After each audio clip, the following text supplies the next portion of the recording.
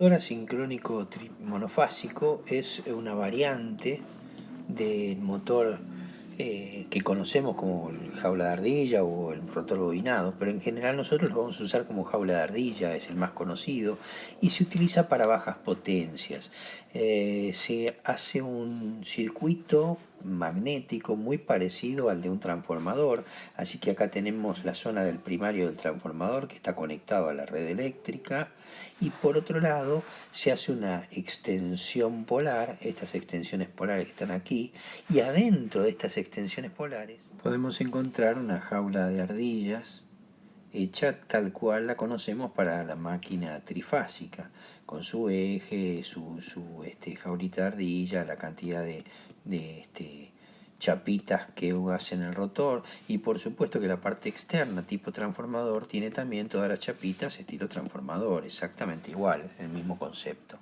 Esta máquina tiene un flujo alternativo que se produce porque nosotros le estamos poniendo corriente alterna aquí, así que este es un flujo alternativo que va a intentar atravesar esta jaula de ardilla, pero claro, lo va a hacer de ida y de vuelta, con lo cual uno dice, bueno, pero ¿y para qué lado va la corriente? Porque esta alternancia es de 50 veces por segundo.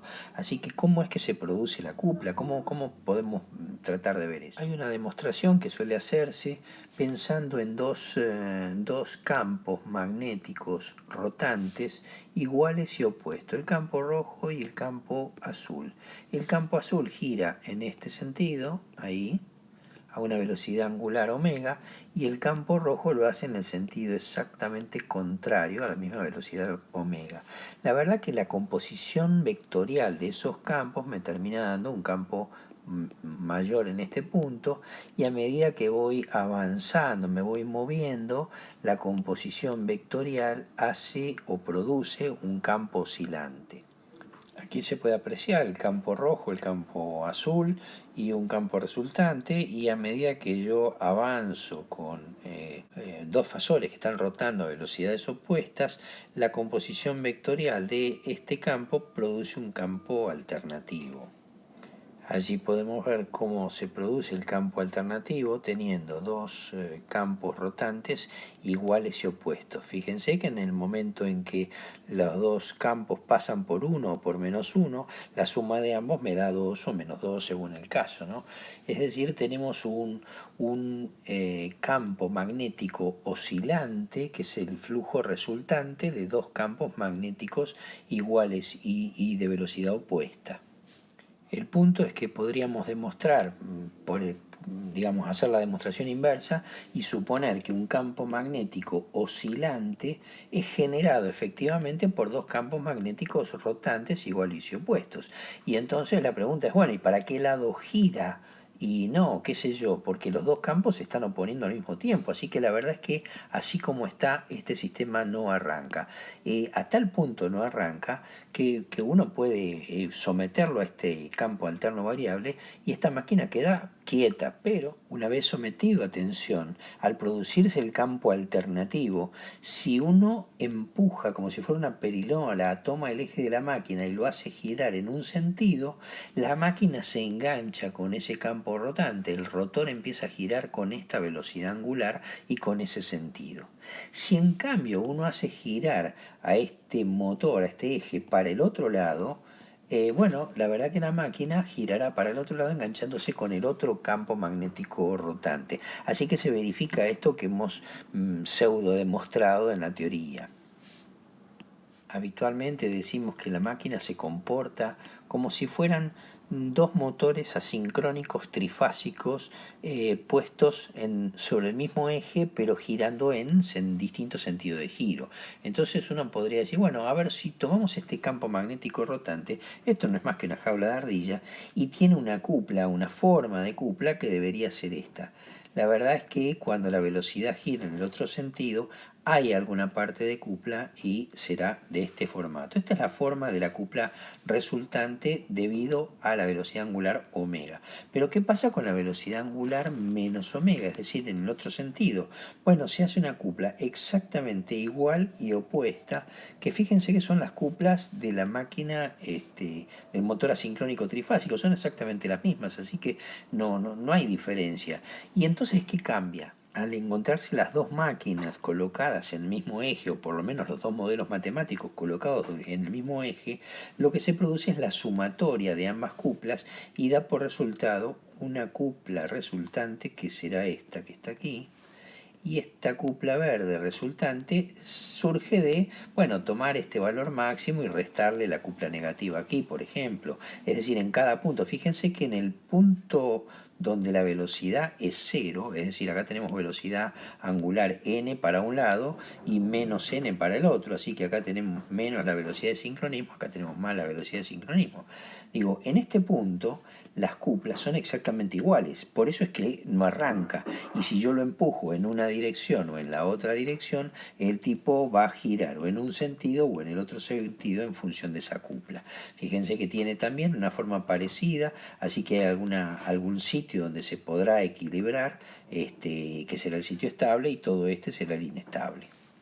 Para hacer funcionar esta máquina se hace lo que se conoce como polos sombreados. Estos polos sombreados son los polos magnéticos que en realidad en la zona de las extensiones polares se fabrica una canaleta y en esa canaleta se aloja una bobina gorda que es un pedazo de cobre ahí macizo que no es más que una flor de espira en cortocircuito, es una única espira. La idea es que por esta espira circule corriente eléctrica y haga algo. Este rotor, este motor que tiene lo que denominamos polos sombreados, produce una diferencia en los flujos magnéticos. A ver, por un lado voy a tener un flujo magnético que será el flujo magnético principal, el importante, que lo llamamos Φ1, y este flujo principal, que es este que está aquí, tiene una determinada cantidad de líneas de campo magnético allí. Ahora, otra parte del flujo hará un camino diferente, será este camino, por ejemplo, y tratará de pasar por adentro de esta espira. Cada vez que intente pasar por esa espira, se producirá una corriente relativamente importante, porque es una espira en cortocircuito, y esa corriente va a generar, gracias a la regla de la mano derecha, un flujo igual y opuesto, que trata de oponerse, al menos, a este flujo 2 del cual estamos hablando. Este flujo 2 lo vamos a poner en el color que corresponde, ahí flujo 2, y digo, el flujo 2 entonces va a ser un flujo que necesariamente va a ser la suma del flujo original, del flujo 1, menos el cachito ese flujo de reacción que se produce, y va a aparecer un flujo que va a atravesar el camino en este sentido, es decir, va a tener un desfasaje desde el punto de vista del ángulo, no van a estar a 100 grados, vamos a tratar de que estén, si es posible, a 90 grados, esa es la idea, y por otro lado, el flujo naranja será un poco más chico, así que el valor final de ese flujo será un poquito más chico.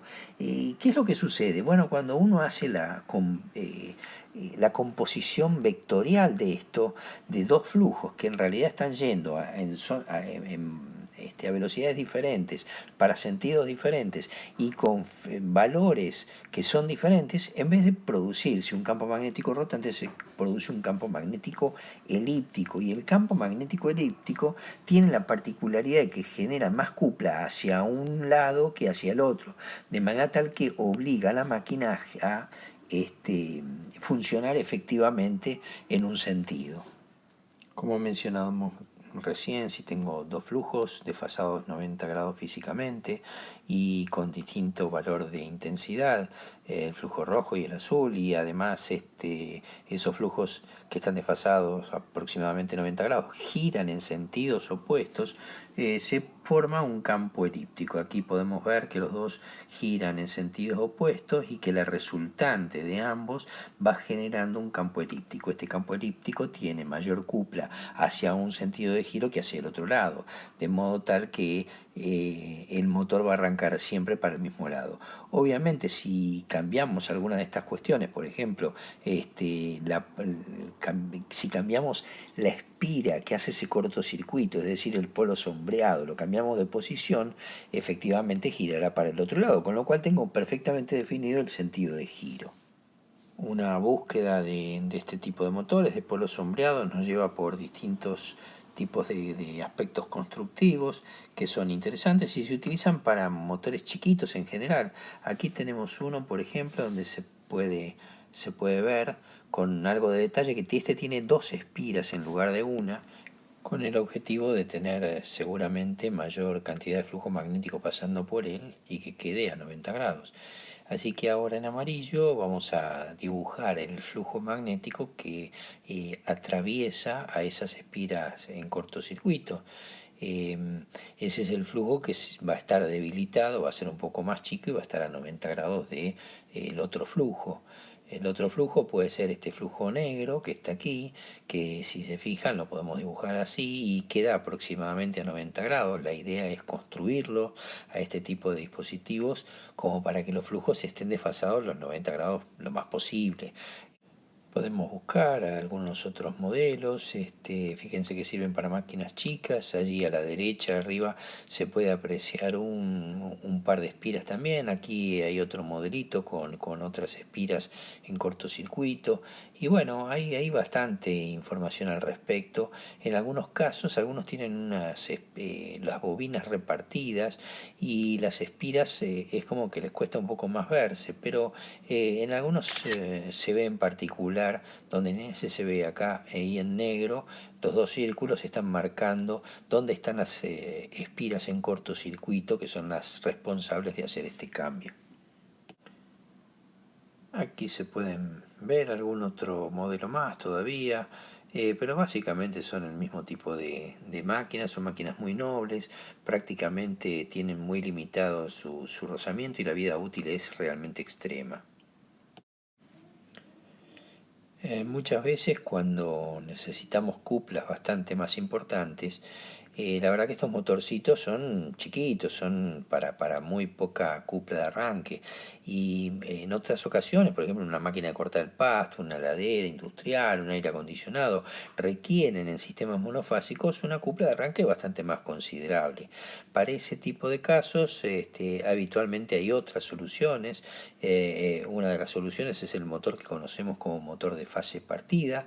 Y acá hay un esquema donde tenemos formado por un círculo, en ese círculo es lo que representa el rotor de ese motor, y aquí arriba disponemos de los dos cables de conexión, de los 220 volt, y las bobinas de excitación, así se las llama, que son las bobinas que generan el campo magnético, están repartidas entre dos lados, de allí su nombre de fase partida, y están conectadas a los 220 volt.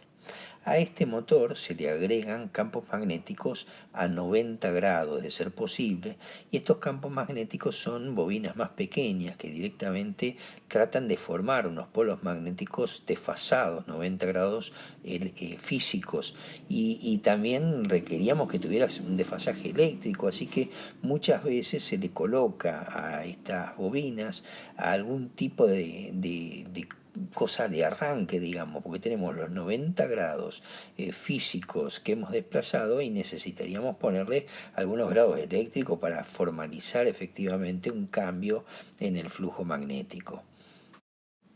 Se les suele colocar un capacitor que es el capacitor de arranque, que muchas veces se quema también y falla, y esto nos permite entonces tener los 90 grados físicos de la bobina constructivamente y los 90 grados eléctricos que me pone el capacitor, así que este tipo de motores se los conoce, como decía, de fase partida.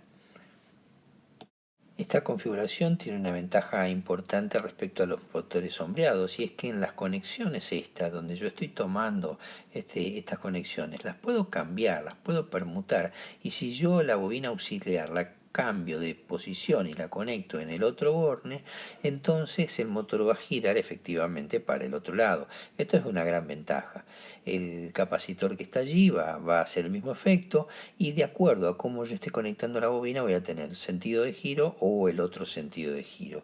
Esto es una ventaja comparativa respecto de la otra máquina. La desventaja que encontramos es que en estos motores, que son de mayor cupla, de mayor potencia, nos vamos a encontrar con que el flujo magnético produce un campo elíptico. Y ese campo elíptico, bueno, la verdad que es beneficioso porque tiene una buena cupla de arranque, pero la verdad que el campo elíptico tiene un problema, y el problema es que ese campo elíptico, producto de este capacitor y del desfasaje de los 90 grados, va a producir una solicitación a lo largo del mayor eje, de tal manera de tratar de seguir magnéticamente el elipse. Pero eso va a hacer que todo el conjunto, todo el eje, todo el motor se esté desplazando, y en lugar de hacerlo en forma circular, lo esté haciendo en forma elíptica, y a lo largo del tiempo va a desgastar el buje que lo soporta, de tal manera que queda deformado, bastante deformado. Esto provoca ruidos y por supuesto hace que la máquina con el tiempo se vaya destruyendo, producto de la solicitación en el sentido del campo magnético más extenso, más largo. Es probable que alguna vez hayan escuchado una heladera vieja que se cae a pedazo, pero el motor sigue andando. Y la única característica rara que tiene ese motor es que en vez de ser silencioso, hace un ruidito, un giri, giri, giri, giri, giri, giri. Y ese ruidito que uno no sabe qué es, no es ni más ni menos que la elipse que está ejecutando el eje del motor, y esa vibración que tiene en un buje desgastado. Eso es todo. Una solicitación más importante, como en el caso de una máquina de cortar pasto, de esas que tienen esas cuchillas de hierro, gordotas, y que tienen una inercia fantástica, la verdad que ese tipo de dispositivos, este tipo de motor, harían que efectivamente se destruyera muy rápidamente el buje por efecto de estas solicitaciones magnéticas en un solo sentido, en un eje en particular. Así que lo que se hace es colocar un conector que se lo conoce como conector centrífugo, que normalmente está abierto en el momento que el motor está funcionando. Es decir, en el momento en que yo prendo la máquina arranca, y por la fuerza centrífuga la máquina se va a abrir.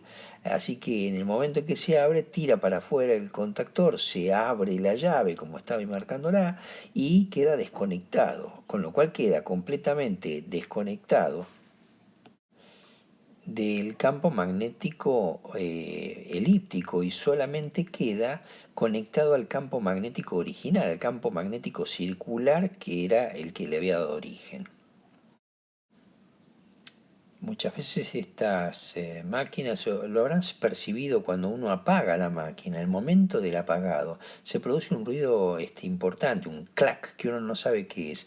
Revisemos qué pasa. Cuando yo abro la máquina empieza a reducir sus RPM, el eje se empieza a parar. En ese momento va bajando la velocidad, y cuando ya está por frenar, que falta muy poquito, de golpe se siente un ruido importante, un clac. Ese clac que se siente no es ni más ni menos que el conector centrífugo, que se empuja, un resorte lo empuja presionándolo para conseguir que se formalice el contacto eléctrico y que la máquina quede dispuesta para el próximo encendido. Si no, la máquina no va a volver a prender. Haciendo una búsqueda de motor de fase partida, vamos a encontrar este tipo de máquinas que tiene una potencia relativamente considerable. Esta está en el orden de hasta 5 kilowatts, es decir, más o menos unos 6 caballos de fuerza. Y fíjense que allí está el alojamiento para el capacitor. Acá está la cajita donde tenemos las conexiones. Acá no están las chapitas como en trifásica, porque esto es monofásica, pero es donde se formaliza la conexión eléctrica con el exterior. Y bueno, ese cilindro que está allí es donde se aloja el capacitor famoso, que lo vamos a utilizar en el arranque eléctrico. Otro motor, fíjense que tiene dos capacitores, ya parece más aerodinámico. Bueno, desde el punto de vista de la potencia es chiquito porque tiene 750 watts, nada del otro mundo, es un caballo aproximadamente, es un poco más económico, pero la verdad me sentí una curiosidad tremenda. Yo no puedo dejar de mostrarles lo que acabo de ver. Esto es una cosa que la verdad, acá terminaba la clase, pero no me pude resistir. El vendedor estaba enamorado